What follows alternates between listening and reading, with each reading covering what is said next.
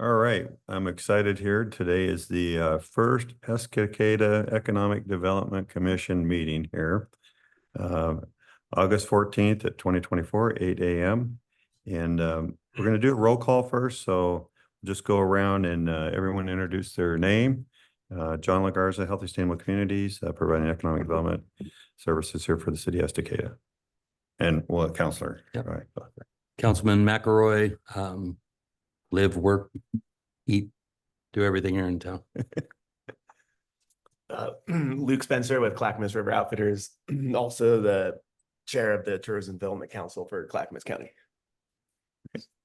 Good morning, everyone. I'm Cindy Moore. I'm with Clackamas County. I'm part of the Office of Economic Development. Thanks for having us here today. Thank you, Cindy. Good morning, Bo Brousseau from Brousseau's Coachworks. Happy to be here today. Thank you, Bob. Hi, I'm Eric Sale from Northwest Technologies, and good to be here. Thank you. Thank you. And we have Steve. You want to introduce yourself? Hi, I'm Steve Chandler. I moved here a year, 2 months ago, live here in Estacada. So I'm just a patron or civilian, I guess. All right. Thank you, Steve. Next is public comment. And I don't believe we have any public comment as this is our first meeting here. So, so moving on. So now's the fun opportunity for one of these fine individuals here, for someone would be interested in volunteering to be the chair of the EDC. This is a great opportunity to lead the first Economic Development Commission here. So do we have any volunteers for the chair? Sure. Bo? Okay. All right. Is there anyone else that wants to run against Bo here today? We can have a big runoff, you know. All right. So First, first- divisive vote. is everyone, yep, this is the first major vote for the EDC here. Everyone in favor of voting for Bo as the chair, please say aye or raise your hand there. Hi. All right. Well, now, Bo, guess what? You get to run the meeting. So you get the official gavel here. So. It's a good time. Yeah, thank you for there you go. Oh, awesome. What did I do? What did I do, he said. The gavel looks good on you, Bo. So the next thing you gotta do is just we need to elect a vice chair. Okay. So you can call for nominations for Well, vice does chair. anyone feel to nominate themselves for the vice chair? I'll work with you. Okay. So, yeah. All in favor of Eric Sale for vice chair? Hi. Alrighty. Eric Sale is vice chair. Let's go, gentlemen.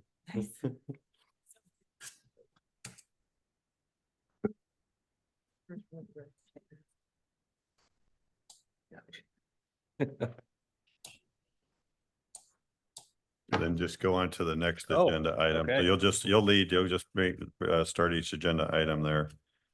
So agenda item next will be number 4 there. All right, Johnson Economics Market Study. Everyone, I believe, has it emailed to them and also a packet in front of them. Now, John, do you just want us going through this and Yeah, talk about it? I'll kind of talk through it. So the city is, we put this on the agenda. I hope you've all had a chance to read it, but this is a market assessment done by Johnson Economics in the downtown area here of the city of Estacada here. And would really like to get some feedback from the EDC. Hopefully everyone had a chance to read. If not, it'd be great to go through it and then we can bring it back at the next meeting here too. But one of some of the important things that as we look in the downtown as the city has been growing is really thinking about what are some of those services that we want to attract for the downtown area here. So in particular, I think if you look at what's important is really thinking about, I'll show you the page. It would be, we start looking at like page 18. I think everyone here on the EDC realizes the population growth that we've had and the additional income. And that's kind of what the first part of the paper really goes into from that standpoint, what disposable income is. But when you start to look at this figure in 7.2 here, right? This is really helpful because it really goes over some of the trades here. So what is kind of the demand for this trade area? And then what is the supply that's certainly there, right? And then also, if you see where it shows the opportunity gap, the surplus there, you can kind of see the leakage. And what that means is those are the areas that folks in this trade area are going for the purchasing things outside of this trade area. And so when we kind of start taking a look at here, you know, we look at motor vehicle parts, furniture, home furnishings, right? Electronics, building materials. We jump down, you see health and personal care stores, that's 66% leakage out there. Food service and dining, you can see it breaks down into that areas there too, right? So that's some really good information for the EDC to think about. How do we go forward thinking about promoting the downtown area and recruiting folks in for these services that are needed in the community there? We also helped Johnson Economics Today survey, and in the back you'll see that they went out and on page 22 and really surveyed the residents to see what were some of the needs for that they wanted to desire for the retail area there. For example, electronics, restaurants, grocery stores, and then different types of products, right? What if they wanted a brew pub, tavern, what were those amenities that they're looking for? So kind of stop there and see if there's any questions on it. We can talk about it a little bit there. I have some questions on it. And in the survey, it really seems to exclude like Sandy. You know, that's the next area over to us. And we look at services and we look at people that where they go and asking questions of people in the community. The survey was pointed with multiple choice presented answers, but they excluded some of the obvious community support areas that are primary, I believe, to the city.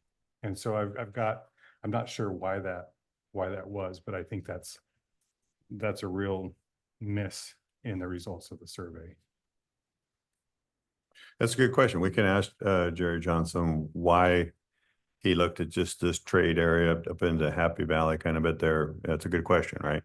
I think the other thing that I find is like, what I would be curious is like, what's the thought of how does the committee feel about like, you know, target marketing some of these areas that we see that we're losing leakage in, right? So we know there's interest in from the survey, but we also see that the demand for like restaurants here, automotive areas.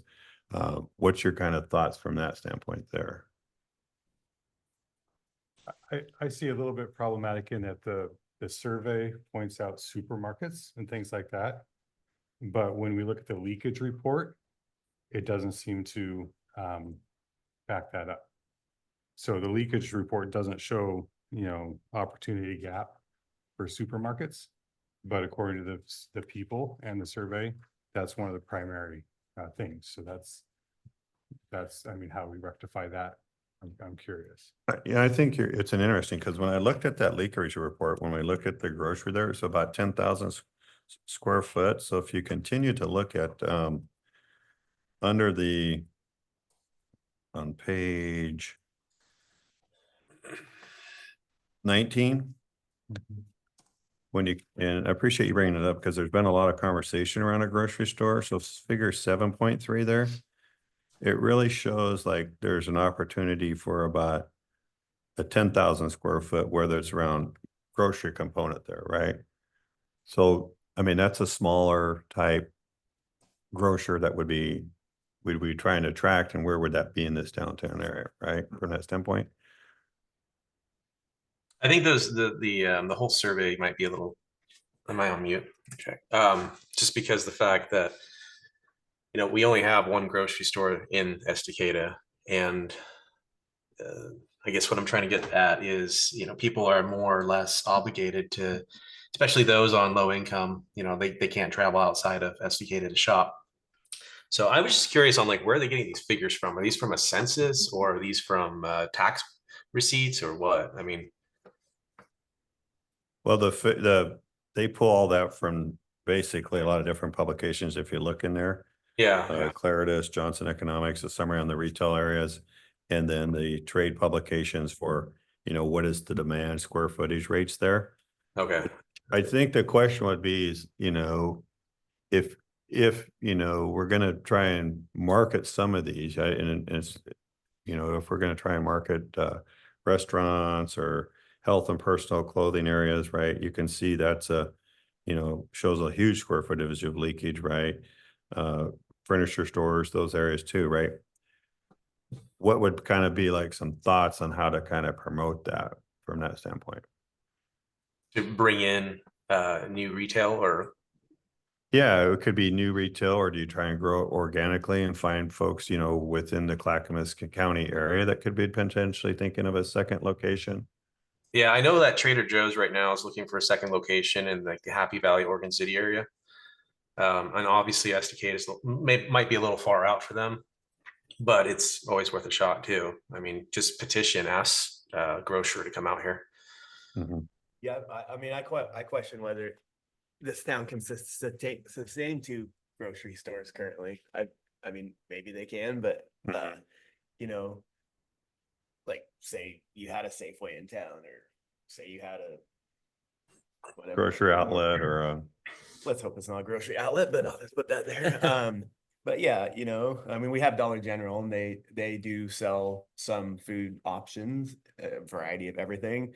So we have kind of your, how would you call them? Kind of discount market, you know, in town.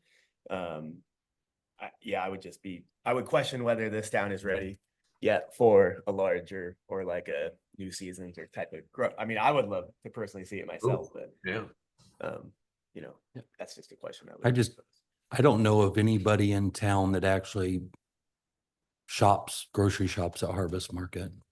I know a lot of people, the feedback I get from people is that everyone, like, I know my family, we go to either Gresham or Sandy to do our shopping, either Fred Meyer's or Winco and in Gresham.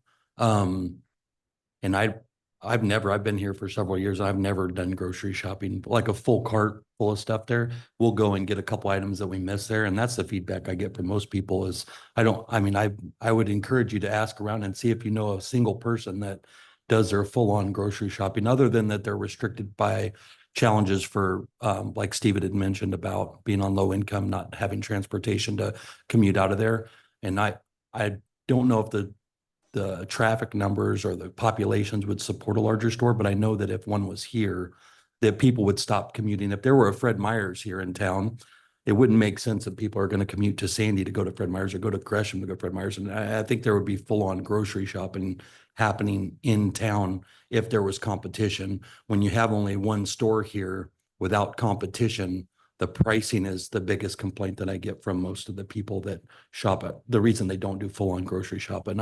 I'll go there and I'm surprised by the bill when I'm walking out of there. It has nothing to attack. I appreciate the service that they have, that everyone in town has the opportunity to be able to go and get everything that they need there.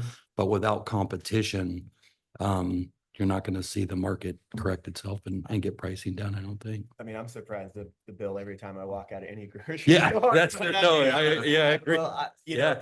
I Sorry. live in Beaver Creek, but I've been coming out here. I lived in Beaver Creek my whole life. I live back there now. I've been coming to Estacada my whole life. I'm not an Estacada resident, but I've spent a lot of time in this town in Malala. I grew up in Oregon City. You know, would another grocery store in this town put Harvest Market out of business? I think it would put them in a position where they're going to have to compete. And if they can't compete, then yeah, they would go out of business. You got to remember a lot of their business is through traffic. So people going for recreation. So that's one reason they're able to leverage that pricing. But again, locals, like we were talking, I mean, I go to Trader Joe's in Clackamas, or I go to Sandy to, grocery outlet to purchase items. And I rarely do come to Harvest Market or local. It'll be for a onesie twosie, maybe a bottle of ketchup or some ice cream cones or something like that, but nothing. If it doesn't make economic sense to drive all the way out to Sandy or, Happy Valley to get, a gallon of milk or something like that. So again, competition's great. But again, it's leveraging or it's getting somebody out here, right? It's going to take a lot of work, especially New Seasons or Trader Joe's or any type of small grocer. we'd have to make a reasoning for them to come out here. The potential of growth, showing them our growth charts, showing them, future planned developments might entice them to come out here. I don't know if they have a threshold of a community. What's their base population? What's their expected growth rate before they would even consider building? So those are some things that we need to put together for proposal. I think, excuse me, I think Steve made a good point.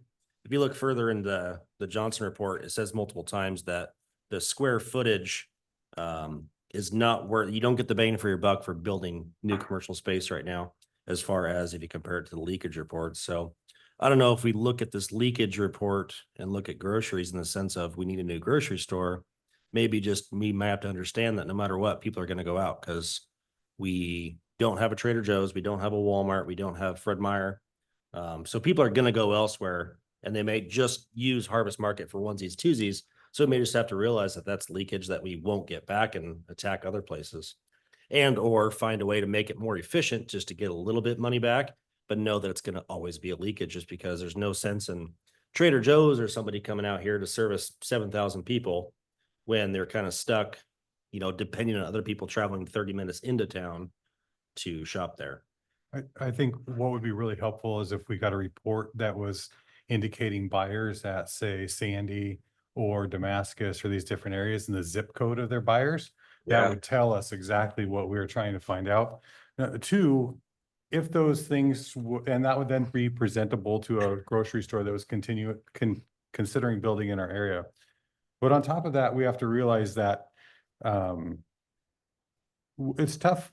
We always focus in different areas. And for me, I'm in the industrial park and that's a certain kind of business. And that doesn't get the attention, that doesn't get the steady that, when we talk about economic development, it always comes down and mentions downtown and different things like that. So it's tough for me to find a place to actually say, hey, as far as finding the right services for my employees, my team, what we see there, it's hard to find that place to input. But what we do see is sometimes the zoning and development changes and people aren't aware of it. So I move into this community and I choose a place to buy property and develop my business. The place, the 40 acres next to me was farmland, couldn't buy that. That was how I make a decision on where to serve. The next development in the parks is going to go subsequently. That affects my projection on what's going to happen. That affects my protecting of my property value. Then comes on the allowance of cannabis processing, things like that. That's not high job producing. It comes on to the implementation of allowing an RV park to go in next door. That's not job producing. It allows the development of 40 acres next to me that was outside of the development. And that takes and changes my property value. But what's not happening, and then also there's allowances of things inside the industrial park that really should be in the city. So things like a sports court development, things like that, that really should be in the city core.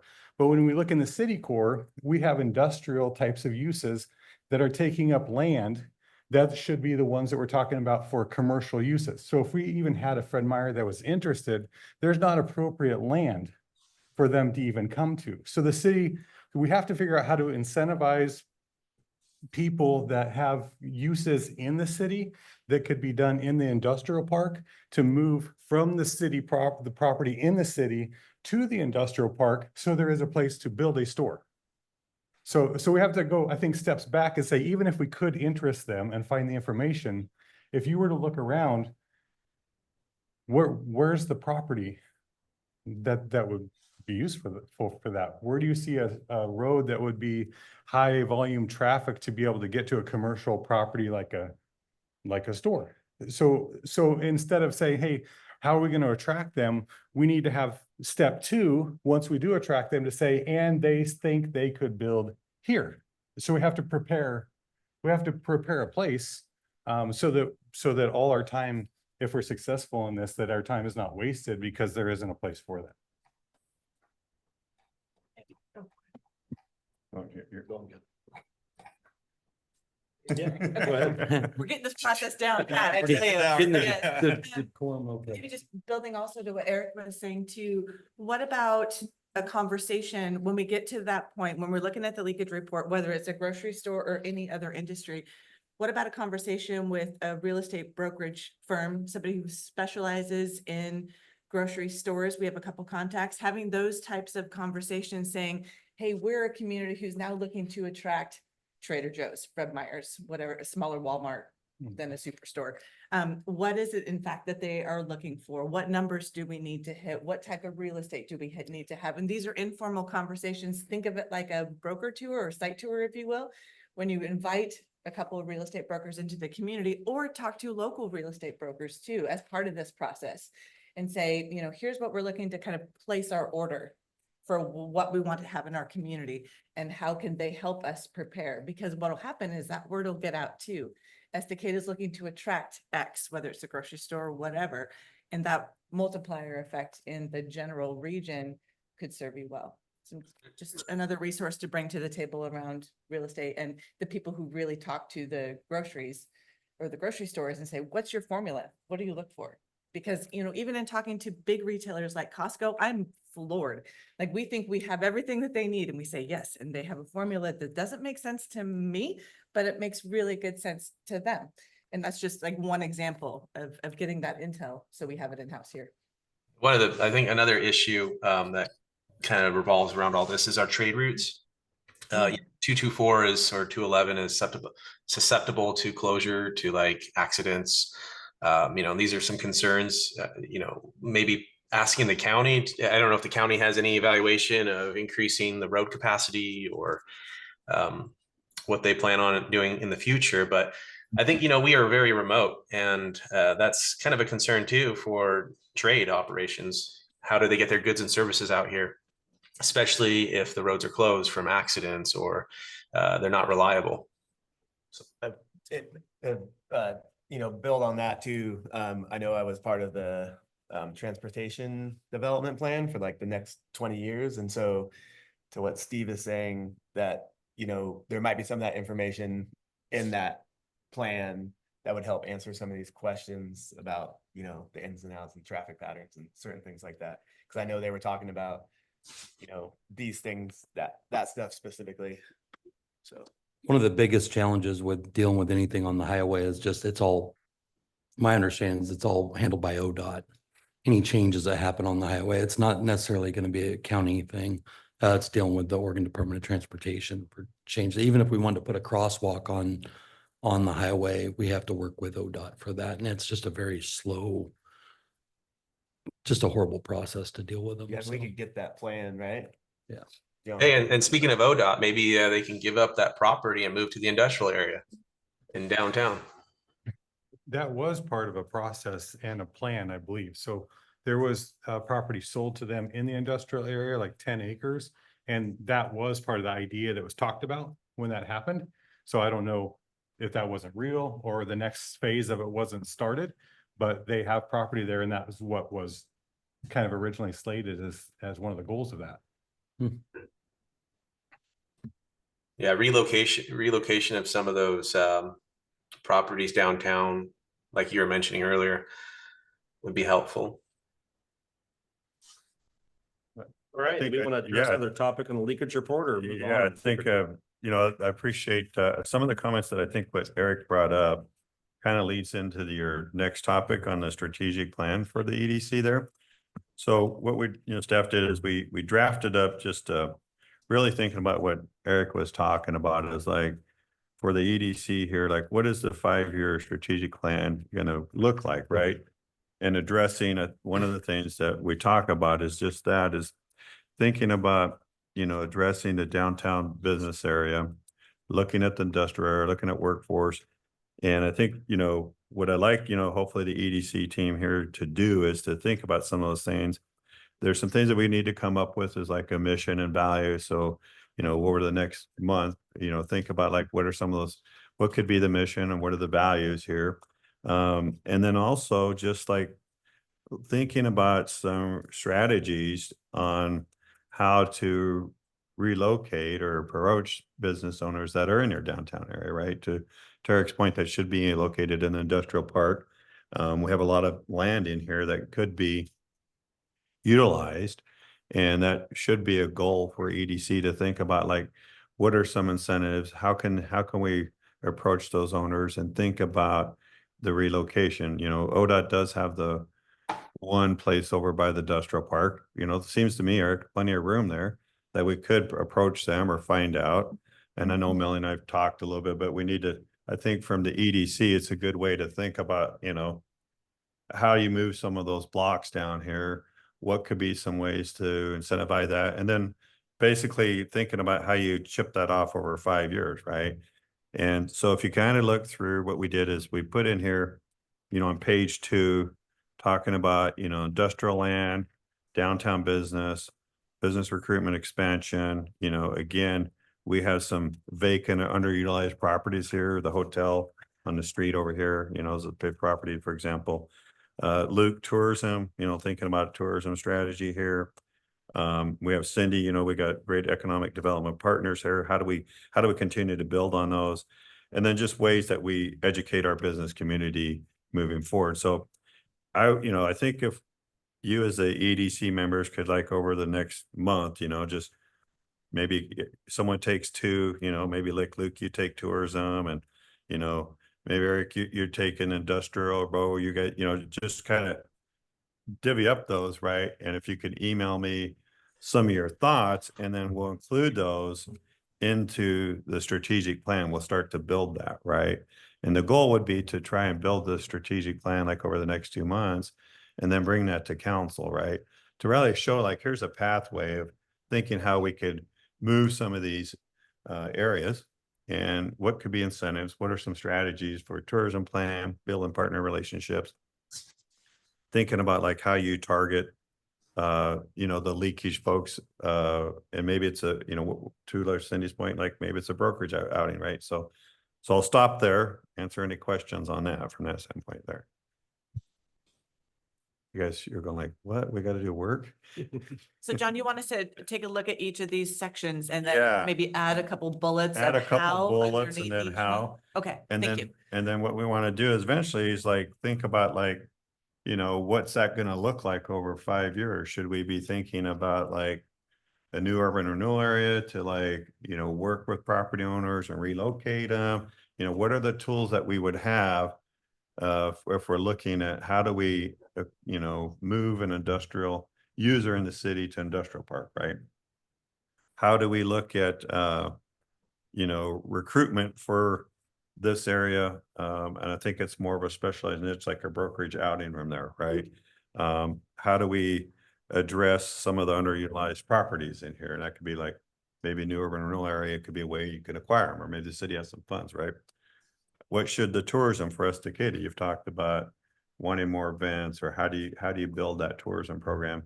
We should think about like what would that look like. So then we have like, we're looking out, here's the goals, then we could set some milestones of what those goals would be. And then we can bring that to the city council, say, hey, look, you know, here's what we would like to do over the next 5 years. And here's some ways we think, you know, that are important to be able to fund that and think about that, right? And I think too, like, you know, it may take 2 or 3 meetings, but I'd like to just get that built up, and then we could bring it to the city council, and city council approve that, right? And it starts the important thing about that is it sets a pathway, but it also sets, you know, for the council to be thinking about budgets and future things in the city, but also for us to have any opportunities to go for any other funding or grants or programs. We have a strategic plan in place, and it shows like, here's our partners and here's what we're trying to do from this. So for example, if we went for a tourism grant or ODOT improvements or something, you know, it just shows we've got that built out, and there's like a business plan, right? It's like your 5-year projection for your business. So I'll stop there. And I'll bring updates from the Here. committee meetings back to the city council, but I won't be voting as part of your guys. I'm just here to listen. If you guys had question about kind of what direction the city council is going on different things, I'll be here to give you guys feedback on that. But I'm never going to be driving the conversation about anything in here. If I just, you know, add to whatever you guys are talking about, but I don't ever want to drive the discussion or steer you guys about what you're talking. So whatever you guys are talking about, I'll give you guys feedback from a council perspective, but, and then every time we have a meeting, we have an opportunity to share what's going on with the committee. And so as we're building this, I'll just give the council updates on kind of where we're at in progress for that. And I've heard a lot of talk about the downtown area, which was one of the focus points, but I think the economic development is going to be, and I like to see that it was inclusive of the industrial area and stuff too. So going to be the whole town, correct? Yeah, it's the whole this town, is the whole yeah. town. So, and we just, unfortunately, the Johnson report was something we had first, so we just put that on the agenda first, but this here, you know, we're looking at the whole town, right? And industrial park, workforce, partnerships, you know, what is it that we need as a city to drive economic development? You know, so that's what the strategic plan is. Think of that over wide, from that standpoint there, so. The folks that did the study that you guys had, they're out of Portland. Johnson. Yeah, and do they, are they like, I don't know much about them. You're well known. Yeah, yeah. Yeah, Respected. they're well respected, yeah. Have we reached out to other cities like such as Leavenworth, Washington? I mean, they were just a small little farming town similar to ours. And now they are a huge tourist attraction, especially during the winter time. One of the biggest attractions is like spas and, you know, leisure activities. They do have closed skiing similar to us. I think Leavenworth might be something, you know, if we reach out to them, maybe they'd be willing to share with us, you know, what they went through, what their ideas were. Other towns might have some similar goals. I'm just trying to think of some other small towns. Sherwood, Oregon, that used to be a little dump. Now look at Sherwood. I actually believe that Estacada will be like Sherwood someday, just a family town with a lot of growth, a lot of nice restaurants, places to mingle with an economic renewal of downtown. But yeah, I think that reaching out to other cities and seeing what they've done, kind of how many years it took them. Again, it all also comes down to, you know, our dollar, our investments, our interest rates, you know, those are limiters on, you know, actual investment within our city. So just some thoughts. And to piggyback on that, it might be interesting to contact the towns directly around us to see what the perceived impact of Estacada is on them. So simply put, like if we didn't have a gas station in Estacada, we'd be talking about we need more gas stations. Well, when we don't have gas stations, that means that in Sandy, the line for gas is extremely long for people from Estacada and from Sandy. So we have to find out what the things that we don't have are actually causing a stress on the communities around us, causing them to have discussions about how they might expand to address this.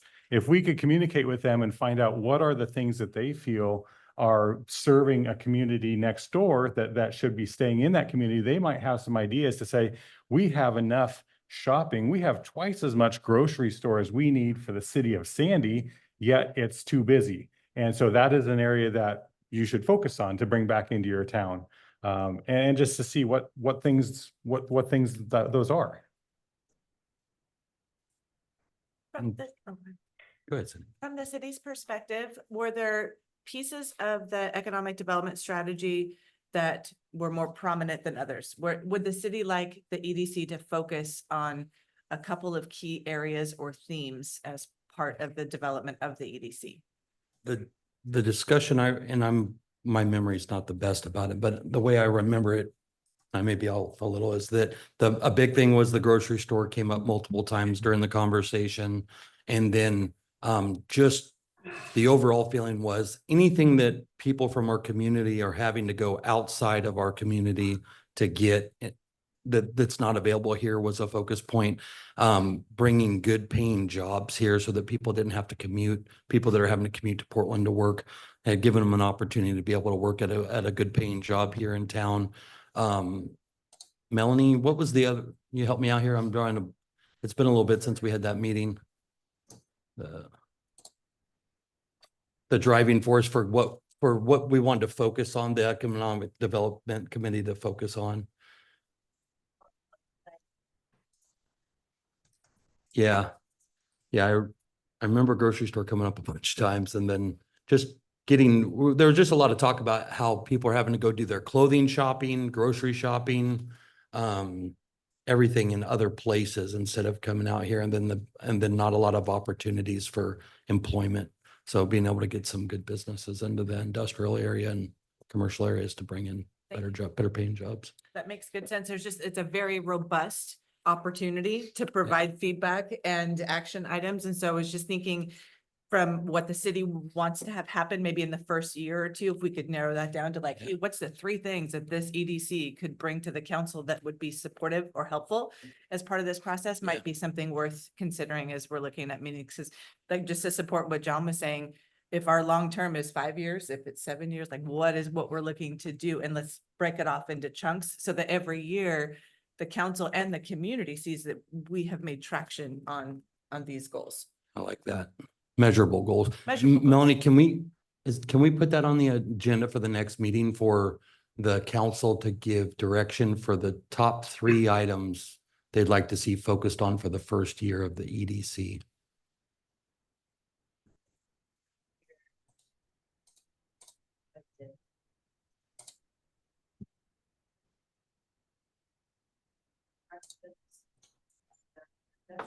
Area of living job creation, we're going to tourism, creating a strategic economic development plan.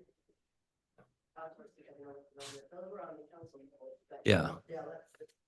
Tourism, I apologize, Luke. That was some- You're at the top of everybody's list. Yes, Good place I to mean. be. Compliance council. Yeah. I told you my memory wasn't that good. And just to get you guys up to speed, I think we're at either 14 or 15 subdivisions that are approved in town. Is it 14 or 50, you know? Top of your head, Melanie? So it's either 14 or 15 and over 1,400 new home sites that are approved that could begin at any time. So I think that there's it's a reality that the population of Estacada could double in the next 10 years. I don't think that's out of the realm. It's not in the PSU projection numbers because they were wrong from the first day that they came out. But I mean, if you average 3.1 people per house times 1,400, I mean, there's over 5,000 people that are, 4,500 to 5,000 people that are coming in the next, as soon as the homes are built, and they're continuously building up in Campanella or Cascadia Ridge. There's no slowing down up there. The houses, as they're building to pre-sold houses, they're also building and selling them quickly. They're not staying on the market. So, and depending on what happens later this year with rates, they're talking about, I think that when rates get back down to around 5%, we're going to see a residential boom in Estacada, similar to what we saw in the last few years, where we are the fastest growing community percentage-wise in the state of Oregon. But at the same time, we have not enough water and not enough sewage capacity where we stand now. Correct. The sewage capacity, the big water problem we have is we're working on securing more water rights, but it's the summer months. It's not usage from the houses just using water. It's people watering their lawns is where we have the biggest problem with watering, and we're dealing with conservation efforts that we're trying to implement this summer to try to deal with the water side of it. And the sewage treatment plant's going to be built within a couple of years. So it's going to be completed and done. I think we're coming up on the 60% engineering as the next phase for the wastewater treatment plant. We've already hired the contractor as a CMGC, coming in early in the process to help value engineer and get long lead time items for the wastewater treatment plant. That's moving. That's going to be answered. And then we're working on dealing with the water problem, increasing our water rights and seeing if we can get credits for the amount of processed water that we're going through our treatment facility that's going back into the river, trying to get credit for that going back into the river to allow us to bring more out of the rivers. My understanding, that's correct? Am I describing that correct? So I think those are going to be resolved pretty quick. And the houses are coming. We have the largest buildable land inventory of within our UGB there's no community around us that has anything close to us. And a lot of them are needing expansion of their UGB to allow to even have place to do construction. So the growth is, and a lot of people they think they can stop the growth. The growth's not there. You're not going to show me a community where you have the largest buildable land inventory, in an area that's beautiful, that's not going to have people come out and build it. So it's not a reality that we're just going to discourage people from coming out here. The growth is coming. We just got to decide what that's going to look like. And I think that within 10 years, we're going to be able to support a lot of businesses that is going to change the perspective of that Johnson study very quickly. And I think it's just going to be the rates that are going to determine when that happens. If the rates drop very quickly, I think we could see that boom in 5 years. If it takes a couple of years for it to get down there, I think it might be a 10-year, but I could see the population doubling in Estacada in 10 years. And easily. I think the other part through this process we'll see is that sometimes people have a constant look for more industrial, more business, more jobs and things like that. But at the same time, if we turn around, we have a hard time finding people to work. So those are two things that just always exist on both sides. And so as you look at development, one of the biggest ways, I think, if there was some way as a community to develop a way to reach that community, to present to that community, to hear from that community, because we would love to offer jobs in that community. We don't know how to focus on this community. There's social media that's a part of it. It used to be that you could do mailers. A lot of people don't even like get normal mail, things like that anymore. So how do we keep a way to actually reach that community, to present and to hear from that community what kind of people are in that community that have what kind of skills, so that as we plan for the future, we could plan around that kind of business. If we have a 60% of the community is really good in the area of sales or technology or IT or things like that, that would be great to be able to present when we're looking for businesses to come into the community, say, this is the makeup of our residents and their abilities. If you bring jobs that happen to land in this, you're going to be highly successful in attracting from our pool. So find ways to tell people what's in our pool. It's like a talent assessment kind of Yeah, thing for your yeah, community? yeah. If you Yeah. were looking to bring a business here and you could actually know that this is a growing community of new people that are highly probable to be looking for jobs that are local, and this is the makeup of what they do, and here's your method to actually reach them, that would be incredible. I could build on that too. If you look at the report from Johnson, there's a huge influx in the 10 to 19 age group. And we see that probably with the high schoolers. And, if you also look at the report too, there's a bunch of industrial need and commercial need for employees. So I think if we, like we spoke earlier, of getting a school board member to at least sit in on some of these meetings, I think it's a great opportunity to either look at going back to internships that can connect with the schools. I know Locke Building does a couple different youth programs over there. So I think if we can get together and do something like that, or some sort of internships or job fairs, something with the school district to get the kids involved with the workforce, because not everyone's going to school anymore, and they're getting out in the community and working. And the report also shows that, there's a lot of light advanced machine work, like Eric's business, for example. So I think if we get the kids out there, and there's a lot of machine shops in the area, so get them playing around with those kind of tools. And that might be another thing to help outsiders come into the industrial park of, hey, the Estacada High School has all these programs that they're doing to basically direct hire out of the high school there. So maybe a valuable tool. I like the way you're going with that too. Yeah, get feedback from all the employers in the area, get a list of all the skill sets that check the boxes for different positions, and then work with the school to see if instead of having a shop class, for instance, or maybe instead of having a shop class, having a CNC class where someone can learn basic code for programming, and just get exposed to entry-level positions for Definitely. employers in the area. I Or think that'd be huge. Some communities use it, like they'll develop, so it's really hard to rely on public education for any consistency through a process like that, to maintain teachers and to maintain funding and consistency that way. And we've tried that on and off for a long period of time, but I don't know if there's a way to look for funding for a job development center that might be maybe connected somewhat to the school, but partially like independent or with the county or with the college. It might be a 10,000 square foot facility that exists in the industrial park that we raise funding to support three teachers throughout the year, and we can constantly feed it through that. So it becomes an ongoing thing that's easier to interact with business than a school district is. I think it's a Yeah. very valid point.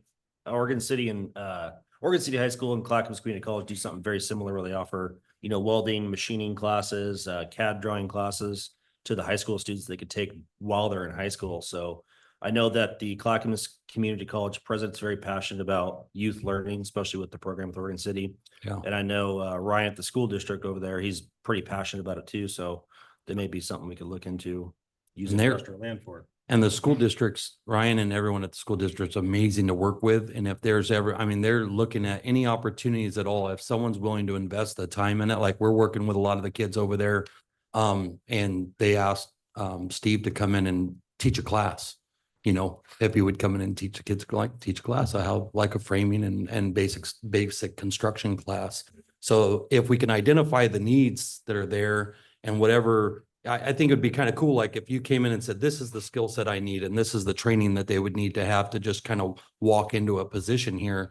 Where the voids in that training that aren't available, like if it's available at Clackamas Community College and there's already a program set up, then we just need to identify, hey, this is what we're looking for. High school education, you've completed this, and this course at the county. But if there's something that's falling short there and there's a void there, where can we step into that gap and maybe provide that class as if it's maybe a 6-week course where you just go in once a year, you teach a 6-week course on a very specific skill set. And then the kids that are able to check all those boxes, they're going to have an opportunity to maybe step into an internship program at one of the local employers. I think that'd be a really neat setup. One of our challenges is we can find the kids and the interests and we start that process, but there's always this gap between the age of whatever they are and the age of 18 to be able to run and use equipment that way. And trying to work through that with the BOLI and different stuff like that, how to navigate that ends up being the tough thing. So sometimes you end up kind of starting them and then kind of losing the interest. So the school, they can use that kind of stuff when they're there and learn it. But then if they come on, outside of the school's umbrella and then into work, but they're not 18 yet, it can sort of fall apart because they can no longer use the same equipment that they're at. So all of a sudden you feel like you've just gone backwards. Yeah. And so Like, figuring out how to I have navigate something that. to add to this, and I think it's important is, so you have some different levels of jobs. So we hire a lot of high school folks to work at our rental sites. And then we also have like the next level up, which would be, a store manager or, some kind of a minor management position.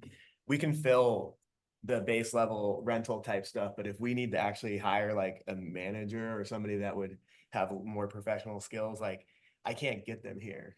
Why? Because they can't live here. They're gonna have to drive from no less than 25 minutes away to get out here and probably further. So like our next level up people are coming from like, I have an employee that lives in Westland, right? So how long is she gonna, and so a lot of those folks are like in college and they're coming to work for us for this summer. I also have a lot of friends that run outfitter guiding business. They do rafting on the upper Clackamas. And one of their biggest things is like, they have a really hard time finding guides because guides have nowhere to live out here. Why? Because there's no affordable housing. So from our perspective, maybe if we talked about that and said, okay, part of the goal would be to develop housing in the future as we grow that is in this range. So In there, between, so yep, not a the professional houses thing. will be, we need houses that are in a rental range of Like this. an apartment to rent for a single person or a Yeah. couple. That's affordable. It's not, 20, so that, I think that is a big struggle for, like, you can find the new family houses and those folks that, are gonna buy their first $400,000 to $400,000 plus house, but like I had a guy that worked for us, he just had to leave this area because he literally couldn't find an affordable place to live in this area. Yeah, so 1,400 new home sites that might be $600,000 homes. And if we're trying to find jobs that pay enough to support $600,000 homes, you're never going to have thousands and thousands of those in the Estacada community at that level. So there is going to be the leakage of those people to go other places, and they did choose to live outside of the town. And so part of their goal was to get away from town and to drive away from town. So I think your point's very valid to say, hey, the jobs that we have to support the makeup of the community and what we have to work with. That's it, because that's an opposite leakage. Because we don't have that here, we're sending those to other towns, and then we're sending ours that are at that other level to afford the houses out here to other towns.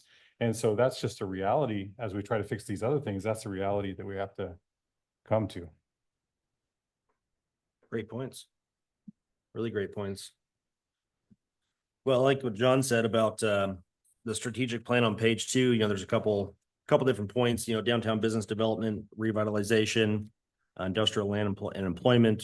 I think if we break these down, if everyone kind of has their topics they're passionate about. So if everyone wants to go down the list and pick a couple, and then we can, you can brainstorm by yourself. And then maybe if you have some other points that you want to touch that are other people's too, we can exchange emails and get together and speak about those, but at least get some information on paper for the next meeting. And by then we should hear back from the council on their top 3 that they would like.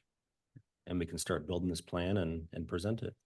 Great. And I think I think you guys touched on the next topic though, too, was the workforce partnership. You kind of, I think really thinking about having that talent assessment needs of what's in the community done and kind of understanding what we have here, but then also I know the community college is definitely interested in, they've been out here. He came to the industrial summit here. Melanie knows, Tim Cook's interested, like if there's any way that they could partner with the, with industrial park. I think it'd be important for us to, and with the school district here to understand the needs. So I think if there's someone we could reach out to get from the school district, and I don't know what classes they have there and what your needs are. They CTE needs, or they, we could even have like our next meeting over at the Clackamas Community College. You see, I don't know if you've seen their industrial center, but it's an amazing center. I mean, they got lathes, CNC machines. I mean, it's an amazing program. And is that the program, for workforce that we need to be thinking about or talking about, or have them come, but just in the future, but I see that fitting in your strategic plan is living wage jobs was, I think, one of the important things that the council wanted. So how do you build that living wage job, and what are those needs for the industrial park, and what are the talents that we have here, right?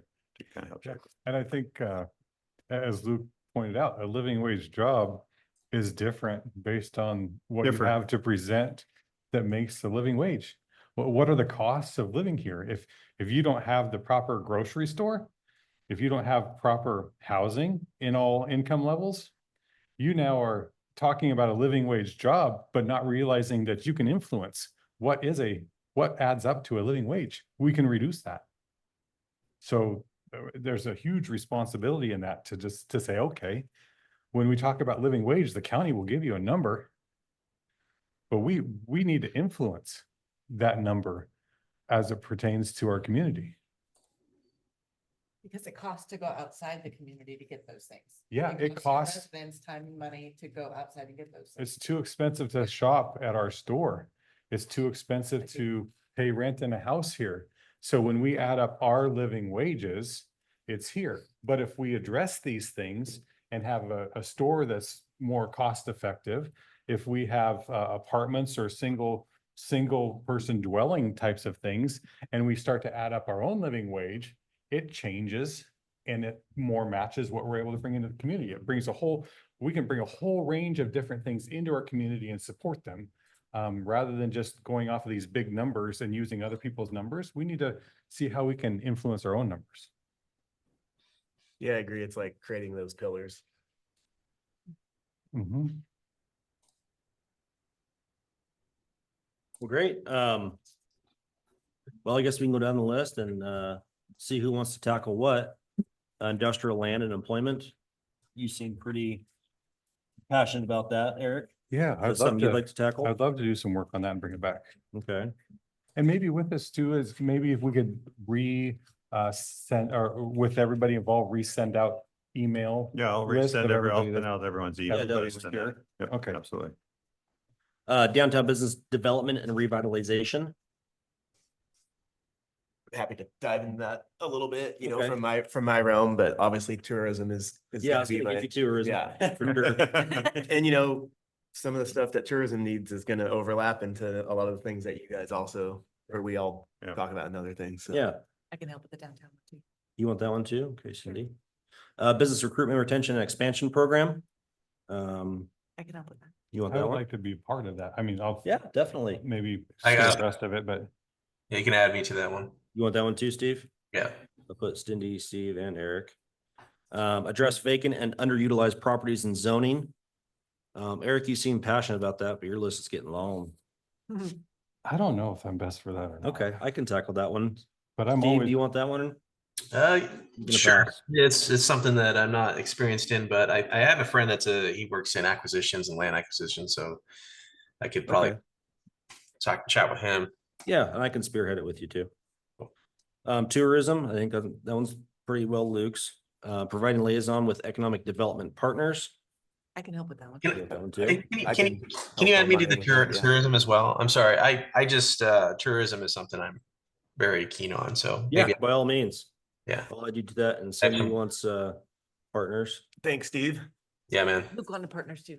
Luke wants Sasquatch, we need a Sasquatch festival, man. That's a river Sasquatch festival. Oh yeah, outdoor. We've done this all. Business seminars, conferences, and appreciation. I feel like that would kind of go with the development partners. That I makes, feel like those kind of go hand in hand. So if you guys want those again, I can put some thought to that. Yeah. okay. Economic development roundtable meetings. I feel like that could be kind of a collective thing. That's collective. And implementation plan is also collective. And then I think everything else on that list, risk analysis, mitigation, and Do communication. you plan. have anything that, for Brooke, she's not here right now, but there's anything? Oh, I think you ought to really think Yeah. about the downtown.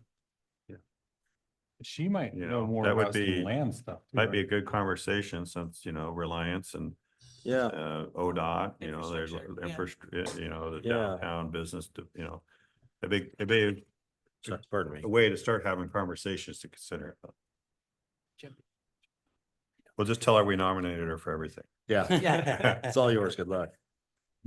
And she's the chairman. Tell Yeah, her yeah. tell her we voted. You weren't here, but you got all the responsibilities and all the extra work. All right, so I think we all have a good plan of attack and when's our next meeting, John? September 11th. Discussion.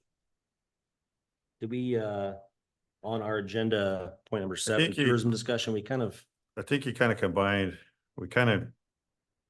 I think like workforce and we heard, I think in my mind, I got enough notes here from workforce and tourism. And I think if we could just want to, get those put into the strategic plan, because I didn't know if you guys would talk about it.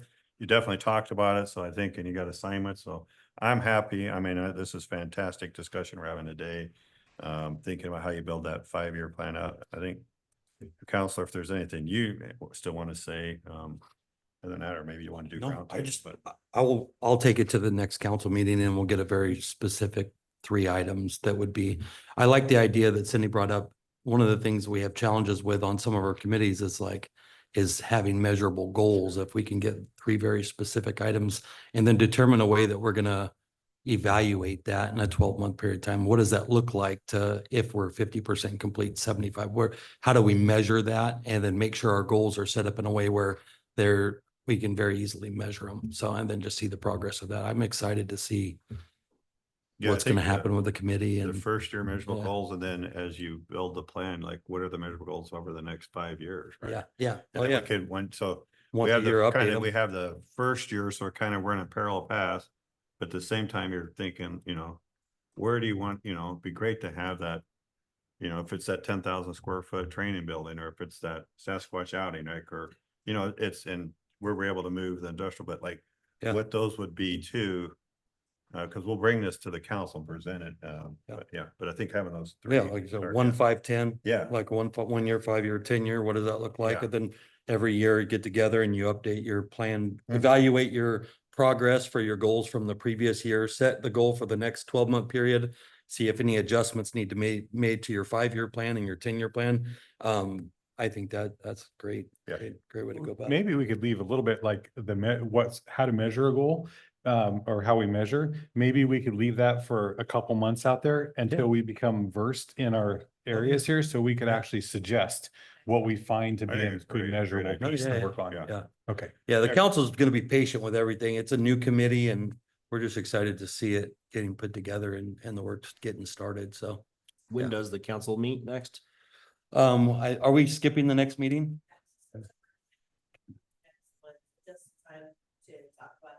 Yeah. Perfect. And you guys are welcome. If you guys ever want to give feedback, stop by and during the public comment period, you're welcome to come by anytime and do that. But then there's going to be opportunities where we want to get feedback from the committee, and typically the chair or a representative from the committee will come in and just share with us at council and just update for, straight from the horse's mouth instead of getting an edited version from me. Is Yeah. that like September 9th at like 7 o'clock? They start at 6 o'clock. Okay. And it's typically every other Monday. We just happen to be skipping the next one because we didn't have enough to put on the agenda. But yeah, it'll be, so from there, it's typically every other Monday. And then if anyone needs to know when those are at, they can go to the website and then click on cityofescada.org and then click on upcoming meetings. And it'll have all the ongoing, it's not just the city council, but all the committee meetings and events that are happening in the city is a good place to find that info. But yeah, I would encourage you guys to come to a meeting if you haven't been to one, experience what that looks like, and you kind of get a feel for it. And then if you ever have something you want to give feedback on that's not scheduled, we haven't asked you guys to come and speak. You come and get your 3 minutes in anytime and just present to them. If you need more time than that, let us know. We'll make arrangements for it. Sounds great. Anybody else have any last comments? Thanks for the opportunity to be, and Yeah. thanks for being in the chair. Yeah. Yeah. Thank you. That's awesome. Yeah. Fine job. Be sick next time. So Alrighty. Just say adjourning the meeting at what, 9 something. Meeting is Right. adjourned at 9:03. Perfect. Thank you, Owen. You gotta gavel it. Incredible. Got a You gotta plan. gavel it, but there we go, Huh? Thank you. Have a great one.